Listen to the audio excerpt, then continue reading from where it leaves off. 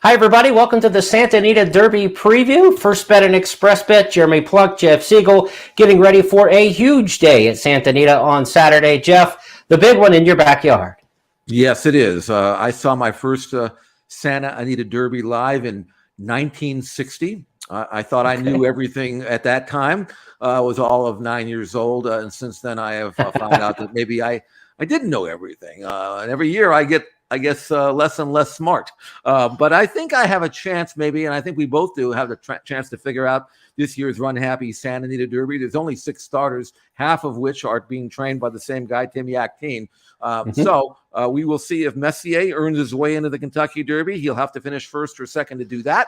And if he does on his way, and I'm sure he will perform admirably and take his talents to Churchill Downs. First post is noon Pacific on Saturday with a 12-race program. Santa Anita Derby goes as race number 6. Post expected about 2:45 Pacific. That's part of an NBC broadcast that also has the Triple Crown Preps, the Wood Memorial at Aqueduct. The Santa Anita Derby will be the bookend. And in between, the sandwich will be the Bluegrass at Keeneland, 4:30 to 6 on NBC, the times there. 12-race card, as we mentioned, with 7 stakes races, and the Santa Anita Derby kind of hits us right in the middle. Jeff, it looks like a showdown and a match race on paper. It's Messier, it's Forbidden Kingdom. They've both been impressive this year, but we've seen these two in the act before. Let's go back and watch last year's Bob Hope Stakes at Del Mar. Forbidden Kingdom leads it by a half length. Winning Map is now coming a bit closer in second. Messier continues to gear up and gain ground on the outside. He's coming closer in the Gold Cap, and Kamui tries to hang tough in fourth. They're at the top of the stretch now on the Bob Hope Stakes. Forbidden Kingdom is full out, has got ahead in front.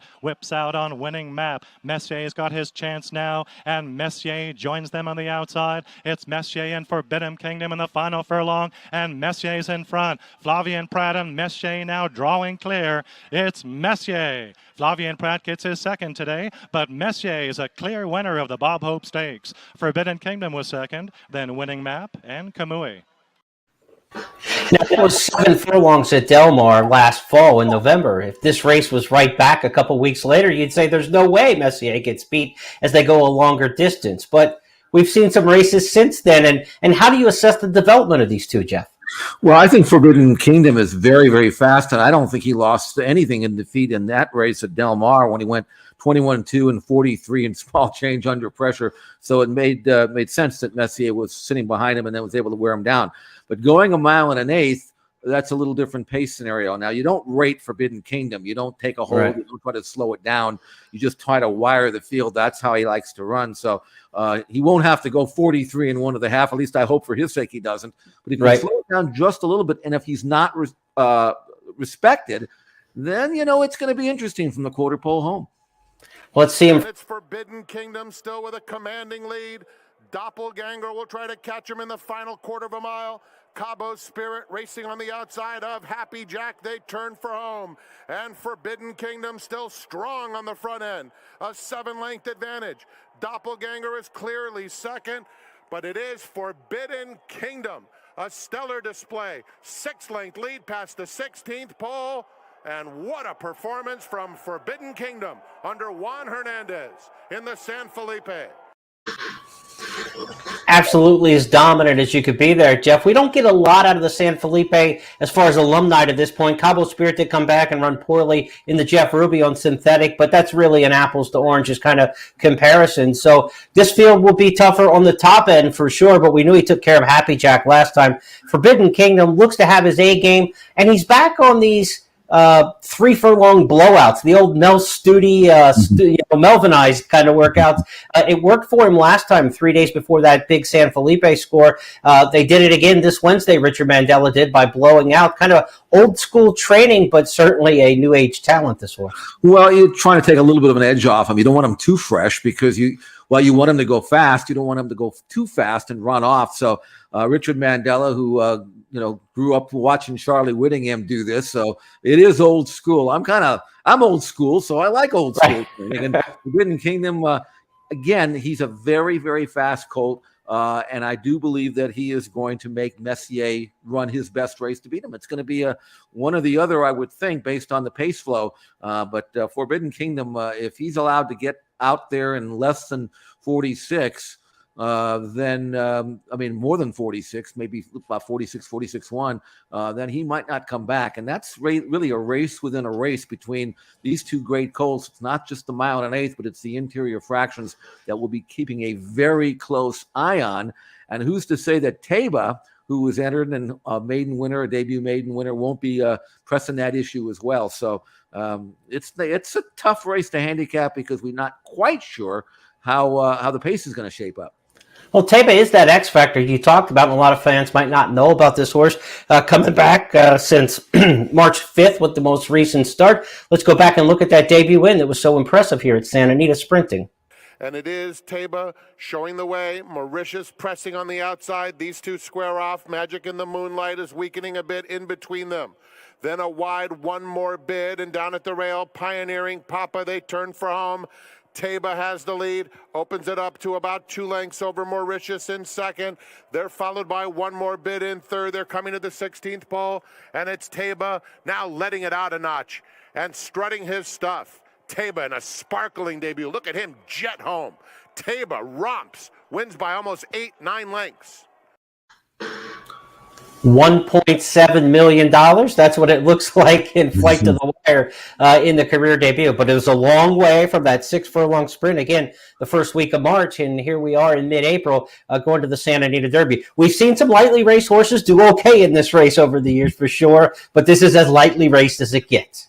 One start, and while he was all the rage going into that race, and he earned a 103 Beyer number, which, by the way, equals what Messier, his career top was. That was going 6 furlongs. That's the only race he's had. He is a very fast colt, but I don't know how much impact he's going to have. I'm not sure they want him to run or lay that close to Forbidden Kingdom, because if he does that, that might crack him, and then who knows what happens after that. I'm thinking that Mike Smith is going to say, look, I can't run with Forbidden Kingdom, but I can sit behind him, and maybe if he can't get the trip, maybe my colt will. He's by gun runner. There's no telling how good Taba will be. I just don't know about just having one start and whether or not they're doing right by this colt. He might have been better off having another easier run and then trying the big boys in the Preakness. But he's in there, and that'll allow Messier probably to sit third, spoil off the pace, and then make that last run similar to what he did when he faced Forbidden Kingdom in the Bob Hope at Del Mar. How soon do you think Messier goes after him? I mean, does he allow Forbidden Kingdom to set the tone and then into the far turns start to make that move? Or do you wait a little bit longer? Yeah, I don't know if Messier has a great dominant late kick. I he's not slow from the quarter pole home for sure, but I don't know whether he's one of these horses that you can kind of have him make up all the ground from the top of the stretch to the wire. I think he's going to have to get into him a little bit sooner than that, maybe around the 3/8 pole. I'm not saying make a premature all-out move there, but he better be within range because, as we know, Santa Anita traditionally is good for speed, and we know Forbidden Kingdom in the race that we saw, he wasn't coming back to anybody. No. So, I mean, you can't give him too much to do. So that's going to be up to Johnny V. Where does he want to be, and how close does he need to be from the quarter pole home? Messier's a little fresher, right? I mean, he didn't run since the Lewis back in February, skipped the San Felipe, which was the dominant performance by Forbidden Kingdom. So if you haven't seen Messier in a while, let's look back to just a rousing win in the Bob Lewis in February. They have a quarter of a mile to run, and Messier is in command. Cabo Spirit a length and a half behind, and the others are well back as Messier turns it on at the top of the stretch, and he is making his mark on the 3-year-old crop. It's Messier putting on a dazzling display, opening up by 10, by 12. Messier all alone in the Robert B. Lewis Stakes. Cabo Spirit was clearly second. Wharton checked in third. Doesn't get much easier than that. And if Messier can have that kind of performance again, he probably goes to Kentucky as the favorite. In fact, I think Forbidden Kingdom with a dominant performance like that could end up the favorite in the Kentucky Derby. Right now, favoritism maybe to Epicenter, the horse who won in Louisiana, but there's a chance one of these two horses from Santa Anita who could come out of this race with a big performance goes to Kentucky to the Kentucky Derby as the favorite. And the interesting thing this weekend, Jeff, from a gambling standpoint, is the Kentucky Derby future wager, which is available with First Bet and Express Bet. closes at 4:30 Eastern. It's going to close about an hour and 15 minutes before they run the Santa Anita Derby. You're not going to have a chance to see these horses. And from a future standpoint, I like that. I like the fact that you might get a better price. If you think Messier is going to win this race by 5 easily and go to Churchill as the favorite, you're going to get a much better price on him in the future wager, more likely an hour and 15 minutes before it happens. Same goes if you're in the Forbidden Kingdom camp. So a couple different ways to kind of attack this race from a gambling standpoint. Could be. And I'll tell you what, Messier, though, he better run first or second. He's not going to have any points, enough points to get there. Of course, if he doesn't run first or second here, he probably wouldn't go anyway. But they're taking a shot here because that's one of the reasons why Tim Yakteen took over from Bob Baffert. Now he is eligible to earn points if he wins this race. He's by Empire Maker. He absolutely should get a mile and a quarter. He's got that style where he can lay close up and then kick home. And the only concern I have with Messier is that he was beaten as the 1-2 favorite in his debut. He also failed at 50 cents on the dollar at Los Al. So is not completely trustworthy, but I can tell you this: if he would have run back to his last race in the Lewis, then he probably will be odds on and deservedly so. So it's really interesting. I'm not, of course, you have the trainer change to consider as well. Messier is training really well for sure, but he's not training as fast as he would be if he was training with Bob Baffert. There's a different style of training there for Tim Yakteen. So lots of unanswered questions leading up to this race, but the talent is there. The absolute sheer ability is there for Messier to put on display. Go to xbtv.com and check out the workout library for many of these contenders. We've got several going back on Messier. He used to work in company a lot. The last 3 or 4, he's been working solo, trying to take a little off the fastball and to get him to go longer distances now. Maybe that's part of it in working solo in the mornings. It's all going to come to fruition. You said he's not quite trustworthy. I've got good news for you, Jeff. There's a $10 money back special from Express Bet and First Bet. If your win bet in the Santa Anita Derby finishes second or third, Express Bet and First Bet will give you the $10 wagering credit back into your account. So you don't have to be perfect in this spot, and with a smaller field, why not take a shot? If you want to take a big shot at a long shot, maybe you could still get in there third and get your money back. But this is one of those where if Messier stubs his toe or Forbidden Kingdom just comes up second best or vice versa, you can still get your money back on the bet. You're not going to get a lot back on the win bet, but you have almost a no-risk wager. Yeah, it's he better run second or third. I can tell you that something unforeseen is going to have to happen for Messier. Even money on the morning line, I'm going to pick him to win. That's because of what I have always believed in Messier as being that quality of colt. I haven't been as high on Forbidden Kingdom, but I have to admit he's training really, really well. And maybe I didn't give him quite the credit he deserves for that runaway win in the San Felipe. And looking back at the video, it really was impressive. Yes. But he's just not a rateable type of horse, and it's just a matter of how much he can slow down and reserve that energy for the quarter pole home, how much pressure Tabor, if any, is going to put on him, and whether or not he can carry his speed that extra 16th of a mile in this race, and then, of course, a mile and a quarter in Kentucky. A whole different ball game there, right? With 20 horses, 19 around you, and a mile and a quarter, and a hoopla that goes with it.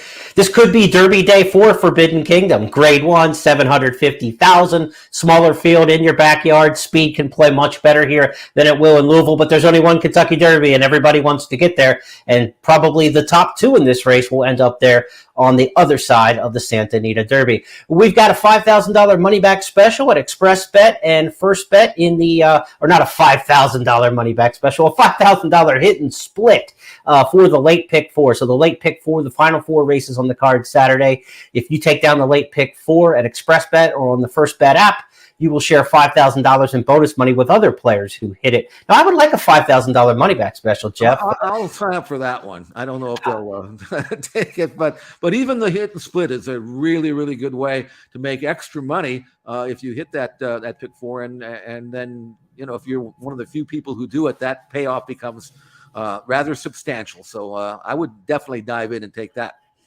I got a feeling the marketing guys would make us accountable for the $5,000 hit and split if we told somebody they got it. Neutral clerk. If you pay them back, you got to pay it out of your own wallet. Remember that? That's right. I want to make it abundantly clear. I'm not offering a $5,000 hit and split in the Santa Anita Derby to everybody. Hey, it's been fun previewing the race with you, Jeff. We'll do this again for big races throughout. And we also want to tell people, check out our new podcast series on Tuesday. It's official, when we recap the weekend that was and give you the 5 key takeaway points from the the previous week and some bonus as well. It's official on Tuesdays with Jeff and I. We'll recap the Santa Anita Derby day and all the great races around the country. Santa Anita Derby field coming up on Saturday post time, right around 5:45 Eastern. Hot temperatures expected in the 90s, so dress cool if you're headed to the Great Race Place. On behalf of everybody at First Technologies, my partner Jeff Siegel, I'm Jeremy Plonk. Good luck in the Santa Anita Derby.